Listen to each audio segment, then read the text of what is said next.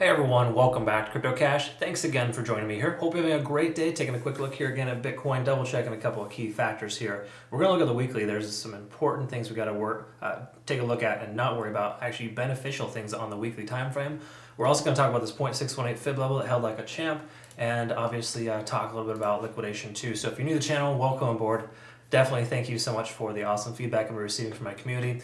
All of our recent long positions are still in good shape, by the way. We've already averaged back into the green, and it's going to be looking pretty good this weekend. So stay tuned. We got some important stuff to cover here. So just to clarify, first things first, before we get started, I do ask that you just do me a favor, hit the like button down below.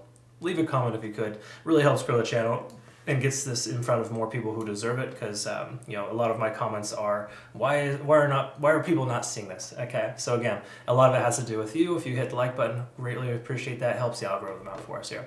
Either way you look at it, what we want to look at is the liquidation here at 60,000. So to recognize a key factor here, 60,000, 0.618 fib level, previous resistance turn support, psychological support. There's a lot of reasons why 60,000 is a good pivot point. Okay. Now we tried to get in at 60,000. We missed our fill by just a couple hundred, and unfortunately we already hit our first profit target. So that's good and bad for those who got in, but unfortunately you can miss opportunities like that, right? So again, I do recommend limit orders. They're generally better, but either way you look at it here, what I'm getting at is this liquidation level here is more recent. So people have a lot of liquidation there as of the last 24 hours because people are trying to basically buy that bottom or had bought the bottom, okay? So it really just implies that most people are in profit, whoever bought there recently, but that level could still get swept, okay? I'm not saying that it should because it's more recent and sometimes it takes a while to mature, but the key takeaway here is that that's a strong support level. I'd be surprised if the price went below that in the near future. We could see a retest to wipe out those longs. That's a very common thing, as we saw yesterday. Bad stuff happens. It's just the way it goes.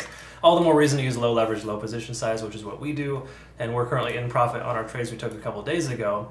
Even though they dipped down pretty strong, we got our second fill on majority of those entry targets, and we're averaged out pretty nice. Okay, so again, cool stuff there. You just got to keep your cool in this kind of environment and make sure you use low leverage, low position sizing whenever possible. But it is kind of funny. Yesterday we had, the day before yesterday we had a bullish engulfing candle and then a bearish engulfing candle just to consume all that profit. It was pretty much nonsense. That should never happen. It's really rare, but it did happen, right? And this is crypto for you folks. If you don't like it, you got to get out of the kitchen because it's totally a thing. All right, so here's what I want to talk about in the weekly. Is stochastic RSI.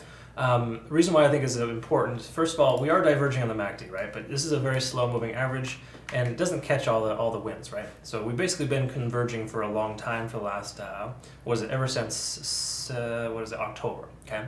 Now it makes sense for it to diverge. It doesn't mean the price is just going to continue to swing down. It just implies that the price action is moving, is shifting its momentum a little bit, which we've seen that obviously happen in the last, 3 or 4 weeks, right? So the last month and a half, 2 months, it's been pretty poor as far as conditions are concerned, coming down from 74,000 all the way low to like 56. Okay.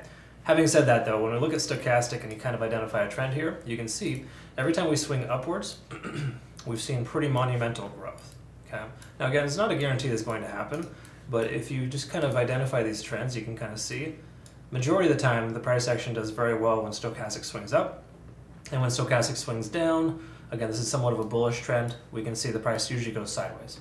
So stochastic swinging down and going down leads me to believe we're probably going to see a much stronger recovery here and a continuation of the upside. Now, I don't think we're just going to shoot to 100,000 immediately, but I do think that's going to be something that we could and should see later this year once we've bottomed out, and I feel like we're getting close to our bottom. Okay, again, this is just one indicator or one, oscillator, so to speak. You never base your trades on that, but that's one thing kind of compounding other things too that you need to recognize here as well. So even though we are in a downtrend, we've held very strong at 60,000, and even recently, though we blew through that, we came back above to consolidate. There's a lot of interest at that 56 to 60,000 range. So me personally, if the price doesn't pull back any further, I think 56,000 is more likely to be a strong pivot point there. And we should be in good shape. Now, let's talk about the daily and just kind of work with what we got here. Because the daily time frame shows MACD is trying to diverge, stochastic swinging down. That's normal when the price pulls back like it did yesterday. But we can see here, money flow index and RSI, MFI has officially bottomed out, hasn't gone any lower even though the price went down yesterday. That's a good sign. Just implies the last 14 candles, we can see that average starting to build. So, more money flowing into the coin, My RSI kind of getting close to 50. While this is not a perfect situation at all, it's certainly something that's relevant to recognize. Okay. Key takeaway here though too, if we look at the moving averages, we're still technically below some key levels here. So I would say a closure above 62,000, maybe a closure above this current descending trend line is what we're going to be looking for to confirm some kind of bullish behavior. So by no means am I screaming to the high heavens that we're back on track. This is a good start. Okay. So again, daily time frame, not phenomenal, but it's looked worse before. We can see here as well on the RSIs here and MACD and everything on the 4-hour time frame. MACD and stochastic are swinging up. They're ready to kind of recover. Okay, so we've been down for a little while. Price is recovering. When we look at the RSI and money flow index, the key takeaway here is that money flow index is higher. We like to see that. MFI above RSI is generally a positive sign, shows more strength. So when we see that, it's a good chance we're going to see the price continue to converge. Now again, we got a lot of moving averages above the price action, not necessarily a perfect situation. But again, a good scenario. We built a solid base here, you could say, just based on volume and effectively just the price action bottoming out for the moment. Okay, so again, those are all positive signs. Hourly time frame, this is probably something that we're going to see take a little while to recover, because again, we got this significant drop with a gap there. So for lack of better terms here, if we can close at 62,000 or higher, I would say we have some confirmation to take a long position with confidence. Again, it's not going to be perfect. You're going to be trading into a lot of moving averages in this descending trend line, so I would not say that you want to do something crazy and just go all in. But what you could do and consider is, a long position essentially with some confidence, understanding that you want to pay attention to it, adjust your stop loss higher as you get into profit, and ensure you use low leverage and low position sizing. And I don't know, a lot of folks are going to balk at that. In fact, sometimes people get upset that I say that, which is odd, but again, I've survived the market for quite a long time, 20 plus years in trading overall.